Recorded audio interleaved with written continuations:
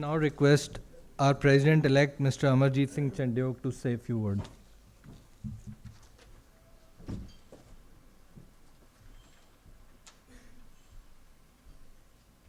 I must say thank you, Bedi Sahab. I am not going to repeat your name because that coincides with me.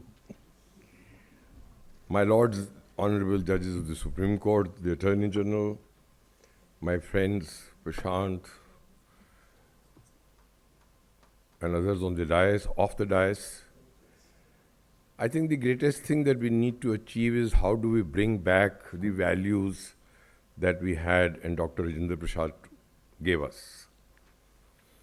And I think by doing this, the Bar Association of India reminds us the values that our leaders had, that our lawyers had, and how do we bring them back. In fact, today is the need of the hour that when I tell a youngster this is what used to happen in the court, he's really surprised. Because he has not seen all that happening. So we need to remind ourselves what Dr. Rajendra Prasad as a lawyer was, what he did for the country, what values did he adopt, and how did we go on with it. And I think Bar Association of India every year celebrates this day by felicitating, honoring our members of the community who deserve and who have contributed to the rule of law. Each one of them, names have already been taken. I don't want to repeat them. In every field that we see, they have contributed. And contributed is not just that they have said it by hook and crook. They have put in their best, worked extremely hard to reach this position. Therefore, it's time that we must recognize them. It's time that we must look at them. Of course, on behalf of each one of you sitting here, I must congratulate each one of you for this award.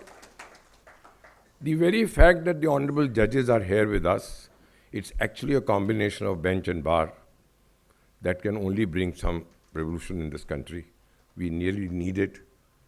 We need to look at ourselves. We need to look at our courts. We need to look at that litigant who is knocking at our doors. How do we bring justice to it? And we see today things are changing.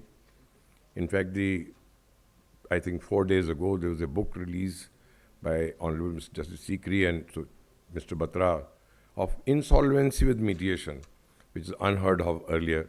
We are now moving towards that direction. Our commercial courts test us what we should do in mediation.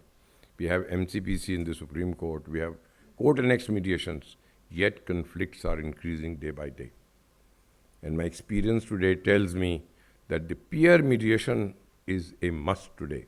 I think the schools and colleges, the disputes that we are having, they then give rise to everything that as they grow up. Therefore, we need to teach them how do we need solutions. How do we reach out to justice easily, inexpensive, and less time. Time is cutting. There are dockets after dockets in our courts. Many people feel that why should there be so much of backlog? In fact, to me, it looks that at least still people of this country believe in rule of law, and that's why the dockets are increasing. However, we need to find ways and means. How do we reduce it? Maybe number of honorable judges, maybe infrastructure we need to develop. We need to develop everything that is possible. And we as lawyers need an obligation on ourselves to ensure how do we resolve our disputes and actually suggest solutions when we are in the court or even outside the court.